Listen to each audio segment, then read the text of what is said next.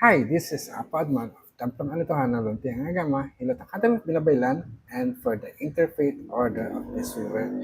So, on December 5 to 6, I was asked to do a pagan peace conference. But anyway, I want to discuss here the importance of this event. Now, why we do the Peace Worker Conference in 2025? So, the number one purpose is to promote global unity. So our theme is peace beyond borders, empowering communities for shared future. It emphasizes harmony that flows across nations and cultures, affirming that peace is universal and cannot be confined by political or social boundaries. Number two, it empowers community. The conference seeks to equip participants with the values and virtues, bravery, courage, and strength needed to actively engage in peace work. It frames peace as an intentional, active process requiring dialogue, reconciliation, and justice. So, number three, it fosters ethical and spiritual foundation. The program integrates prayer, reflection, and metaphors to inspire inner transformation and collective responsibility. It highlights principles like justice, discipline, understanding, knowledge, and love as the foundation for the sustainable peace and community empowerment. Number four, it encourages nonviolence and shared responsibility. This event reinforces the principles of aiming no harm to anyone, aligning with global ethical standards, and breaking cycles of conflict through nonviolent approaches. Number five, inspired through storytelling and ritual. So within the ritual, I have written some metaphors and fables such as the river that flows beyond borders and the lamp that shines when inner barriers are cleared. Illustrates the peace begins within and radiates outward. The closing ritual will be weaving peace beyond borders, symbolizes collective action for harmony. In short, this event is designed to be an interfaith global initiative to weave peace through shared values, inner transformation, and collaborative action, creating a ripple effect of harmony across the world. So, this is the goal and the purpose of the event. Pray for peace, pray for love, pray for the nation where you live, and pray for the world. This is the call of our first priest of the Corellian Nativist tradition, Lord Donald Dewey's High Choral 11 years ago, which is on August 3, 2014, when he initiated the spiritual warfare for peace. From then on, the rolling prayer for peace was held every 15th day of the month by 9 p.m. on members' local time zone worldwide, which will produce a ripple effect of the energy of peace, blessings all nations of the world. This call for spiritual warfare for peace has strengthened the membership of the Order of Peace Weaver that been founded by Reverend Terry Helton Ott on August 4, 2009, which she have passed to me, the administration on September 16, 2023, that it become the Interfaith Order of Peace Weavers, that it opened our doors wider, not only limited to the members of the Corellian Nativist tradition, Wiccan pagan faith, but also other like-minded individuals coming from all paths who seek to weave peace globally. Peace and blessings to all. I am Reverend Rolando Comon, Chief Priest of Templong Anitohan ng Luntiang Agama and Order Head of the Interfaith Order of Peace Weaver. It is my honor to welcome you to the Peace Worker Conference 2025 held online this December 5 and 6. Thank you for joining us from different corners of the world, whether you are in your home, your place of worship, or your community center. Know that you are part of the global circle of peace workers united by one vision, a world where peace flows beyond border. Before we begin, let us take a moment of silence to center ourselves and invite peace into our hearts. Let us pray. I pray for peace, I pray for love, and I pray for stability. I pray that all the people of the world to embrace peace, peace that promotes justice, justice that follows discipline and orderliness, discipline and orderliness as a result of understanding, understanding as a product of knowledge, and knowledge as a fruit from the seeds of love. O great Supreme Divine Spirit, bless us your children with bravery, courage, and strength, so that we may endure and overcome all forms of evil, hatred, terror, violence, warfare, and wars around the world. by the power of love that gives us life, may peace prevail on earth. May all the inhabitants of Mother Earth enjoy the blessings of love. May all the people around the world be blessed with peace. As we create and manifest this in our lives through our unified will with aiming no harm to anyone, we accept and receive this, and it is so. So mote it be, mayari na, pag-asatin.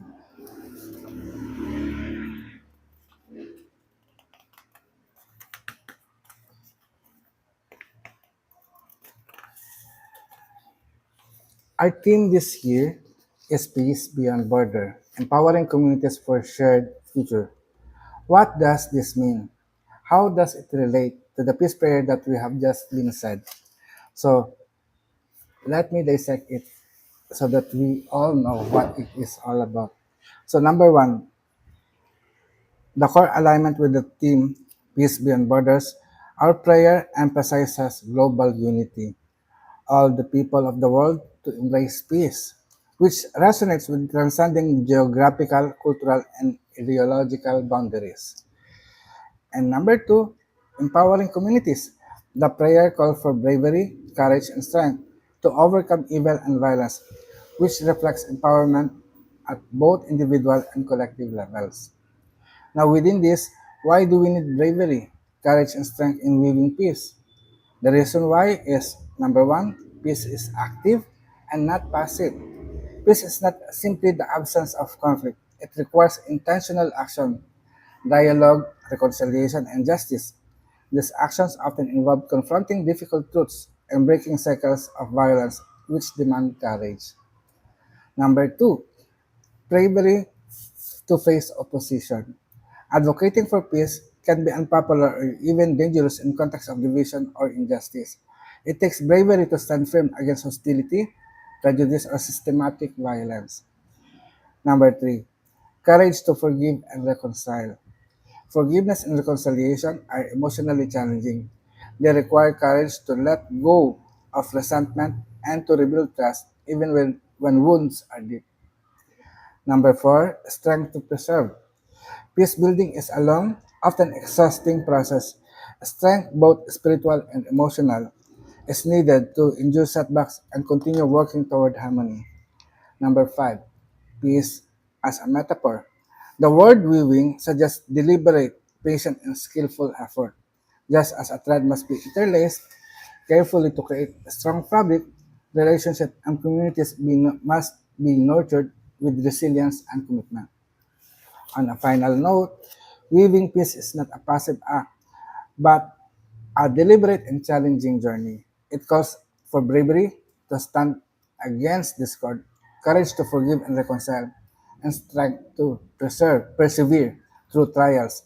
Like thread, interlaced to form a resilient fabric, these virtues bind our efforts together, ensuring that peace is not fragile but enduring. So, under the core alignment with our team, its shared future, the vision of peace that promotes justice and knowledge as a fruit from the seed of love, speaks to building sustainable, harmonious future for all. But what kind of justice do we envision as a peace weaver? Our vision of peace is inseparable from justice. True peace is not merely a silence of conflict, but the harmony born from fairness and dignity. As peace weaver, we envision restorative justice, a justice that heals wounds, restores relationship, and uplifts the oppressed. It is a justice that seeks equity over mere equality, ensuring that every voice is heard and every life honored. In this vision, peace is not imposed. It is woven through acts of compassion, accountability, and shared responsibility, creating a fabric where truth and mercy meet. As we continue with the prayer, it says, justice that follows discipline and orderliness. We ask, how discipline and orderliness lead to justice? So, number one, founded on fairness. Discipline ensures that rules and principles are consistently applied. When individuals and institutions act with self-control and integrity, decisions become predictable and impartial, key elements of justice. Number two, Discipline and orderliness leads to justice because of preventing chaos and bias. Orderliness creates structure, reducing confusion and arbitrary actions. In a well-ordered system, everyone knows their rights and responsibilities, which minimizes favoritism and corruption. Number three, accountability and responsibility. Discipline fosters accountability. People accept consequences for their action. This accountability is essential for justice because it upholds moral and legal standards. Number four, it creates equal access. When society is orderly, resources and opportunity can be distributed fairly. Justice thrives where systems are organized and transparent. Discipline and orderliness are the pillars that uphold justice. They transform ideals into practice by ensuring fairness, preventing chaos, and promoting accountability, allowing peace to rest on the foundation of equity and trust. So the prayer is aligned to our team because of structural strength. The prayer follows a progressive logic. It starts with personal intention like peace, love, and stability, and then it expands to universal aspiration, peace for all inhabitants of my earth, and ends up with an affirmation and manifestation. We accept and receive this, and it is so. This mirrors the conference goal of moving from individual commitment to global action. To be honest, the entire prayers follow the format of the prescribed peace prayer that Lord Don have formulated, which is I pray for peace, I pray for love, and I pray for stability. I pray that love may overcome fear, and I send energy of love and peace for all the people of the world. I create it, I accept it, and I receive it. So mote it be. These prayers inspired me and evolved into what I now call the ladder of peace prayer, which I recite using a knotted cord. My personal peace rosary is a practice of repeated prayer where each word I speak becomes embedded in my mind and heart, like a program training my spirit to embrace the virtues needed for inner peace. Alongside this, I use skill of visualization, imagining people, places, and moment in time so that my prayer extends beyond myself, imbuing them with the energy of peace.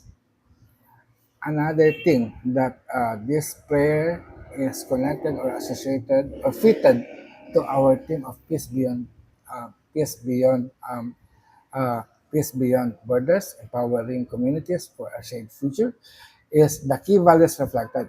So the key values that we present in this prayer is justice, discipline, understanding, knowledge, and love. These are foundational principles for peace building and community empowerment.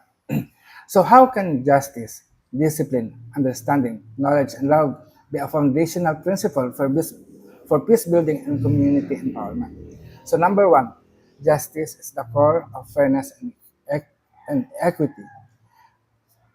Justice ensures that every individual is treated with dignity and fairness. It addresses inequality and restores balance, creating a society where trust and harmony can thrive. Number two, discipline, the structure for stability. Discipline provides order and accountability. It prevents chaos and promotes responsible behavior, which is essential for sustaining peace and empowering communities to function effectively. Number three, understanding, the bridge of empathy. Understanding fosters dialogue and reduces conflict. When people seek to comprehend each other's perspective, they build relationships rooted in respect, which strengthens communal bonds. Number four, knowledge, the light of awareness. Knowledge equips individual with the tools to make informed decisions. It dispels ignorance, which often breeds fear and division, and empowers communities to innovate and grow. And lastly, love, the spirit of compassion. Love binds all principles together. It transforms justice into mercy, discipline into care, and understanding into a genuine connection. Love ensures that peace is not cold or mechanical, but warm and life-giving. In summary, these five principles, justice, um, discipline, understanding, knowledge, and love, are interwoven like thread in a strong fabric. Together, they create a foundation where peace is not only possible, but sustainable, and where communities are empowered to flourish in harmony and mutual respect. So, lastly, there is a non-harm principle, aiming no harm to anyone, aligns with ethical framework in peace work. So, how come this become an ethical framework?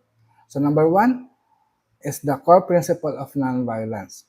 Peace work is rooted in non-violence, the commitment to cause no harm, physically, emotionally, and socially. It reflects the essence of peace building, which seeks to heal rather than to hurt. Number two, it respects for human dignity. Avoiding harm honors the inherent worth of every person. Ethical peace work recognizes that every individual deserves safety, respect, and compassion regardless of differences. Number three, preventing cycles of conflict. Harm often breeds retaliation and resentment. By aiming to do no harm, peace workers can break the cycle of violence and create space for dialogue and reconciliation. Number four, it is about building trust and credibility. Communities are more likely to engage in peace initiative when they trust that their well-being is safeguarded. A no-harm approach fosters confidence and cooperation. Number five, alignment with universal ethical standards. The principle of do no harm resonates with global ethical framework such as humanitarian law and restorative justice, making it a universal foundation for peace efforts. Aiming no harm is not just an ethical choice. It is the heartbeat of peace work. It transforms intention into action that protects life, nurtures dignity, and paves the way for lasting harmony. But what does peace beyond border means? Number one, it transcends geographic boundaries. Peace is not confined to nations or territories. It envisions harmony that flows across countries, cultures, and communities, uniting humanity beyond political lines. Actually, there is a metaphor of this, such as peace is like a river that refuses to be confined by borders. It flows freely across valleys and mountains, nourishing every land it touches, reminding us that the harmony cannot be fenced in, it belongs to all. So there is a story that I want to tell on this. No? So once upon a time, in a land divided by high walls and guarded gates, there flowed a gentle river. The rulers of each land claimed this part of the river is ours and built fences along its bank. But the river laughed softly, for it knew no master. When drought struck one kingdom, the river stretched its arm beyond the walls, bringing water to thirsty fields.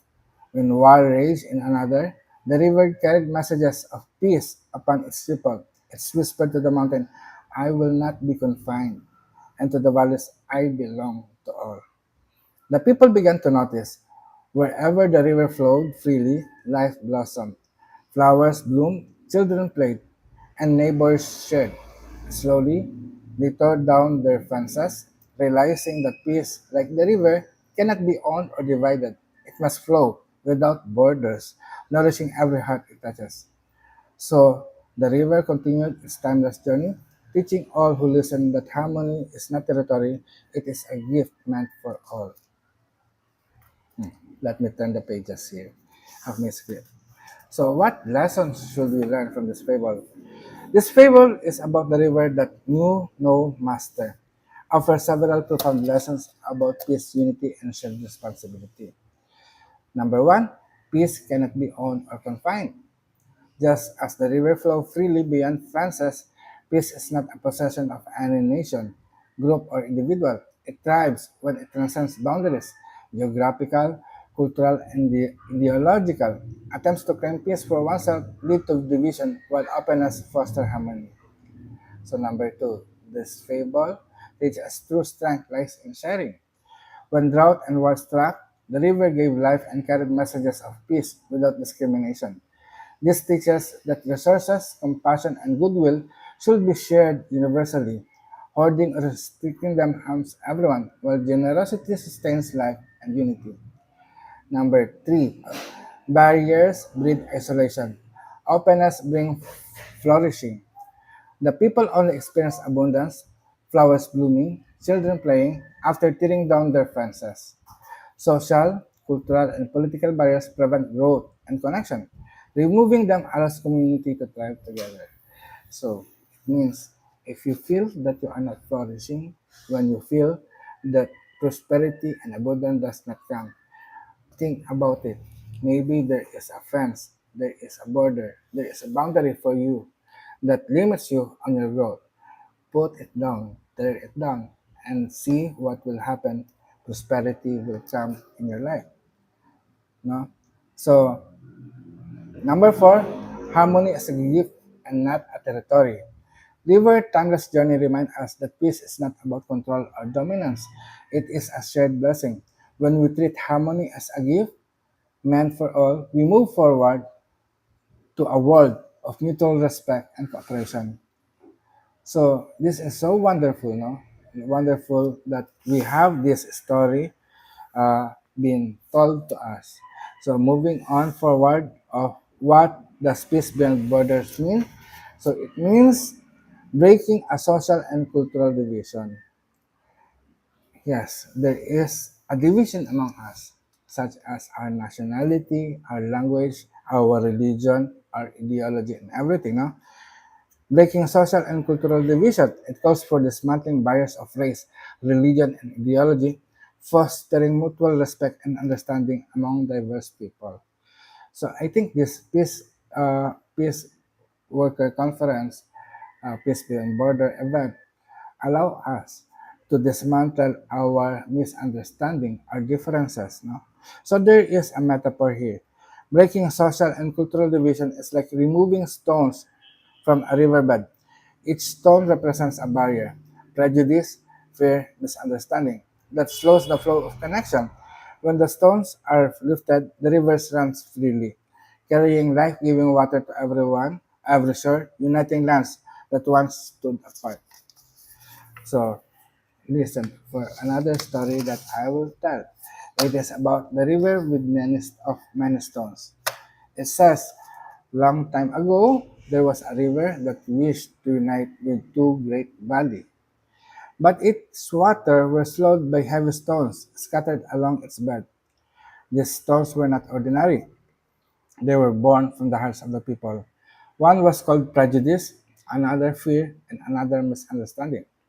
Each stone whispered, "Stay apart, do not cross." The river tried to flow, but the stones made its journey harsh and broken. The valley remained divided, their people thirsty for connection. One day, a child from each valley came to the river edge.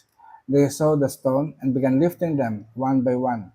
With every stone removed, the river sang louder and flowed freer. Soon its water danced across both valleys, bringing life to fields and joy to hearts. The people realized that the stones were never stronger than their will to remove them, and so they worked together, casting away prejudices, fear, and misunderstanding, until the river ran clear and strong, weaving the valleys into one. From that day on, the river taught them peace flow when barriers are lifted, and harmony belongs to all who dare to clear the way. It's so wonderful, isn't it? So now, what are the lessons that we should learn from this? Number one, barriers to peace are internal. The stones, prejudice, fear, and misunderstanding symbolizes attitudes and beliefs that originate within people's heart. True obstacles to unity are not physical but emotional and mental. To achieve peace, we must confront and remove these inner barriers. So peace is internal. It is just you that keep it. No? This peace should be shared with others so that true peace will reign in your life. Number two, small actions can create big change. The children lifting stone represents the power of individual initiative. Even a small act of understanding and kindness can start a ripple effect that transforms communities. Number three, cooperation is essential. The valley only united when people work together to remove the stones. Peace building requires collective effort, dialogue, collaboration, and shared responsibility. Number four, willpower is stronger than the division. The people realized that the stones were never stronger than their will to remove them. This teaches that determination and unity can overcome even deeply rooted prejudices and fear. Number five, peace flows when barriers are lifted. The river finals lesson, peace flows when barriers are lifted, remind us that harmony is possible when we actively dismantle the obstacle that divide us. So wonderful, isn't it? So another reason about the peace beyond borders mean, no?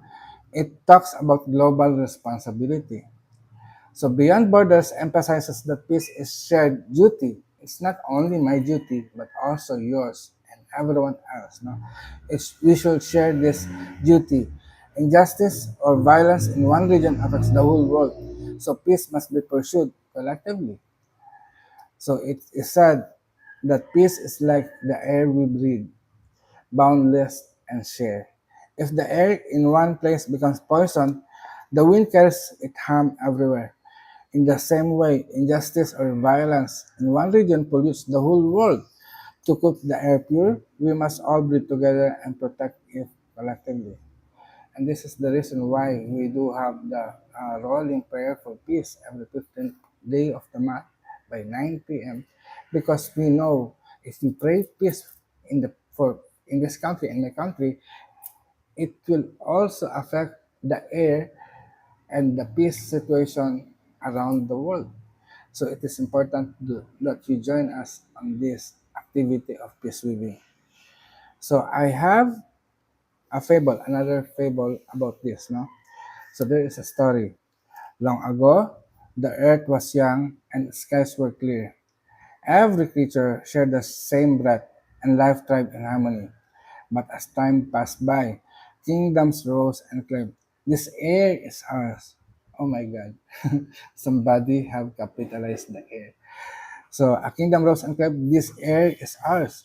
They built towers and walls, burning fires that darkened the skies.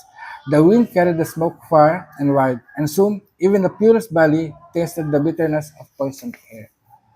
The people began to cough and struggle, blaming the distant land for the foulness. Yet the wind whispered, "I belong to all. What harms one harms all." Still, the rulers ignored this voice until one day a child stood atop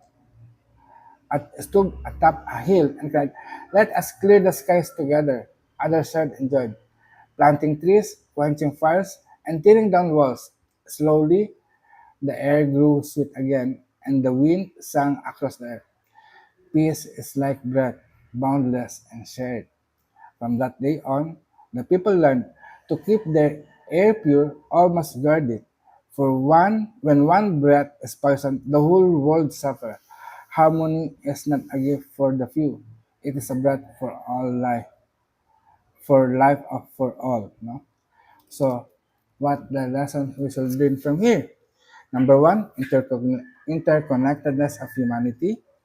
Just air is shared by all. Peace is a collective responsibility. When one region suffers injustices or violence, it affects people across the world. We cannot isolate ourselves from global challenges. This might be the reason why almost world news is similar to one another. What is happening here in the Philippines might be happening on different part of the world, such as in America, Canada, Spain, or whatever the country you are in the world. No? Because we are all interconnected. So number two, the lessons that we have learned from this fable is harm in one place affects all. The poisoned air symbolizes how conflict, hatred, and oppression in one area eventually impact everyone. This teaches that ignoring distant problems is dangerous. Global well-being depends on mutual care. Number three, collective action restores harmony. The turning point came when people worked together, planting trees, quenching fires, and tearing down walls. Peace building requires cooperation across borders, culture, and communities. That's why I ask you, pray for peace with me every 15th day of the month, or just spend 15 minutes every day just to think about peace, of praying for peace, invoking for peace, and it will work. Number four, or number three, did I said the collective action restores harmony. The turning point came when people work together, planting trees, quenching fires, and tearing down walls. Peace building requires cooperation across borders, culture, and communities. Number four, small voices can spark big change. The child's cry to clear the skies together shows that even one voice can inspire collective action. Courageous individual can ignite movement for global peace. I hope that this activity that we are doing right now could ignite the movement for global peace. Number five, peace is shared gift, not a possession. It is a gift for us. It says, the wind message, I belong to all. Remind us that peace, like breath, cannot be owned or controlled. It is a universal blessing that must protect for everyone. So another, for the last time, um, how peace beyond boundaries is important to us because it talks about inner and outer dimension. So it also means transcending personal boundaries, our biases, fears, and prejudices, so that inner peace radiates outward to others. So the metaphor for our topic now is inner peace is like a lamp in a dark room. When its light is dimmed by fear, prejudice, and bias, the room remains shadowed. But when the lamp is cleared and shines brightly, it glows, reaches every corner, illuminating not only the room, but spilling through the windows to light the world outside. So let me tell another story. This is the last story for this presentation. No? The lamp in the silent room. In a quiet village stood a house with a single room, dark and cold. Inside the room was a lamp, but its glass was clouded with soot called fear, dust called prejudice, and grime called bias. Though the lamp held a bright flame, its light could barely escape, leaving the room in shadow. The villagers often stumbled in the dark, blaming the night outside for their troubles. But one day, a child entered the room and began to clean the lamp. With each swipe, the soot faded and the light grew stronger. Soon, the lamp shone so brightly that it lit every corner of the room, and its glow spilled through the window, casting warmth across the village.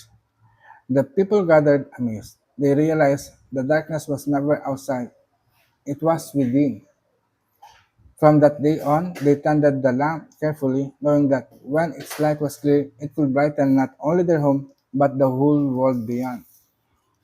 So the lessons here, peace begins within.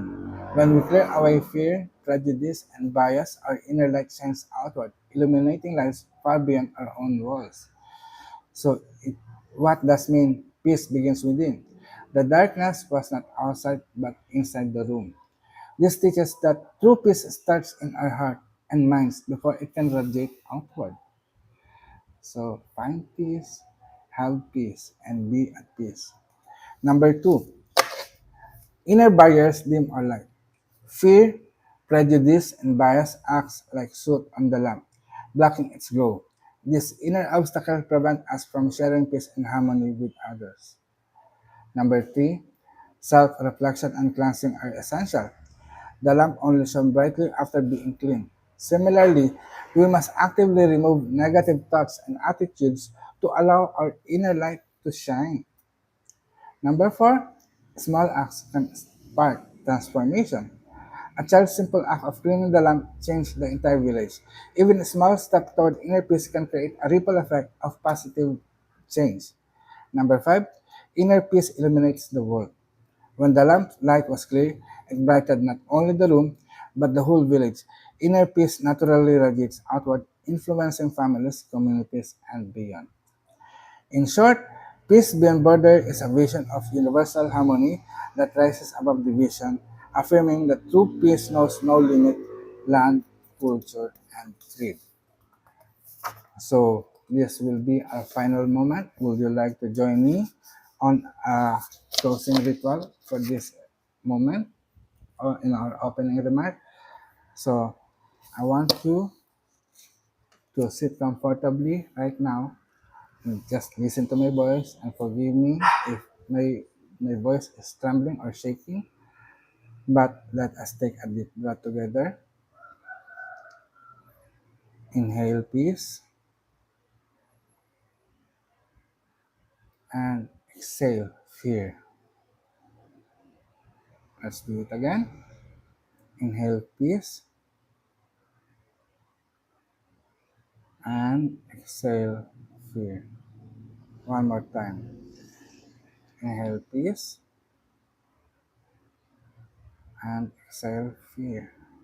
So do this for a couple of moments, repetition. As the air fills our lung, remember, peace is like the breath we share, boundless and pure. Inhale peace and exhale fear. Now I want you to place your hand over your heart. Imagine a lamp within you glowing softly. This lamp is your inner peace. If its glass is clouded by fear, prejudice, or bias, its light cannot shine. But today, we have begun to clean that lamp, wiping away the soot of division so its light may spill beyond our walls and illuminate the world. Now, visualize a river flowing freely across lands, carrying life and messages of peace. No fence, no borders, only harmony.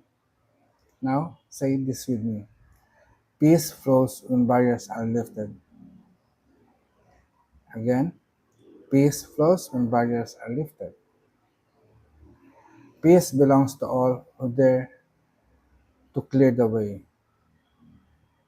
Peace belongs to all who dare to clear the way. Together, peace flows when barriers are lifted. Peace belongs to all who dare to clear the way. One more. Peace flows when barriers are lifted. Peace belongs to all who dare to clear the way. Together, we can affirm peace cannot be owned. It is a gift for all. Our will to remove the stones of prejudice is stronger than division.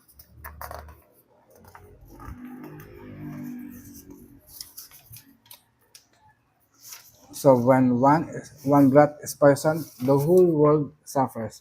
So we guard peace collectively.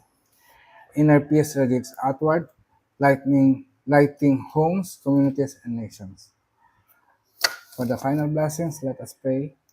O great Spirit of life, bless us with courage to clear the sky, strength to lift the stone, and love to keep the lamp shining bright. May peace flows like the river, may justice rise like mountains, and may harmony be the breath of all creations. So mote it be, nangyari na, pag-asatin. So this is all. Thank you very much. Again, this is Apo Adman or Reverend Rolando Comon of Templong Anitohan ng Luntiang Agama in the Philippines.